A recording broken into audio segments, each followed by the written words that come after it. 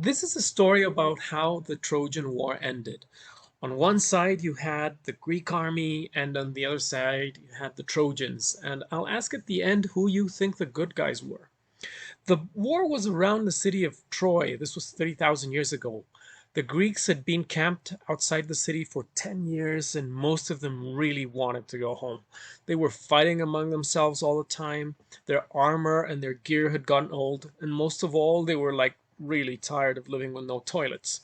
So one night they had a meeting of all the chiefs and talked about if they should just pack up and go home. Many of the chiefs at the meeting were like, let's just say we won the war and go home. And the reason they said that is because they had already killed a guy from the Trojan side who started the war.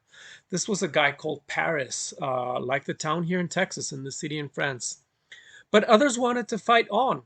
And one of these guys was called Philoctetes. His friends call him Phil.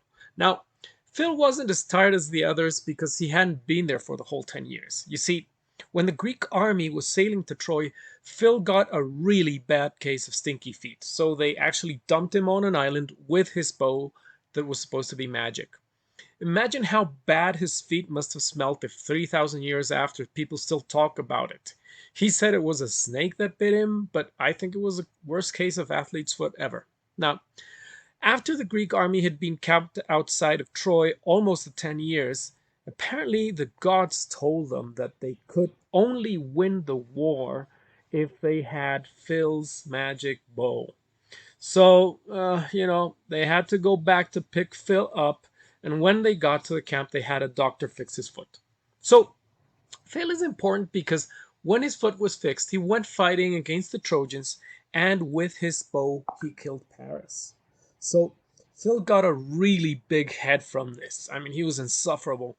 And in the meeting, he was strutting around saying that they should just fight on and take the city.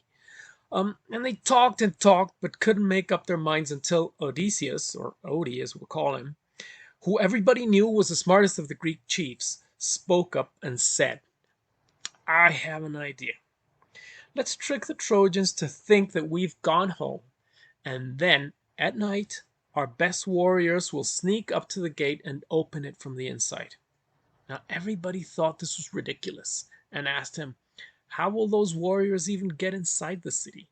And Odie replied, well, we'll hide them in a huge wooden horse and the Trojans will take it into the city. So before everyone went crazy, Odie just raised his hand and said quietly, guys, I'm pretty sure this will work. So I'll be one of the warriors inside the horse.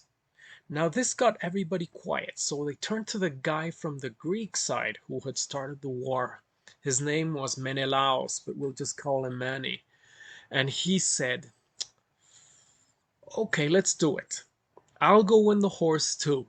So if it works, we win and we end the war. And if it doesn't, we lose, but we also end the war.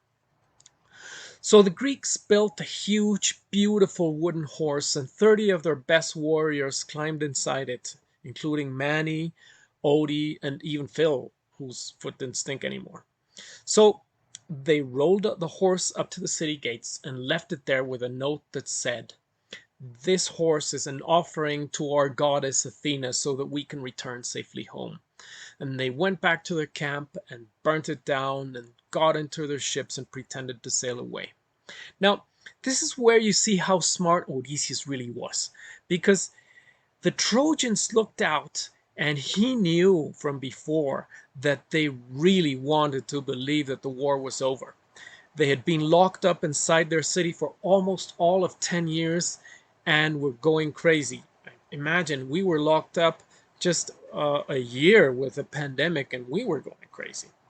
So they argued for a while. And even though some Trojans wanted to burn the horse, most of the people were like, whatever, man, let's just party.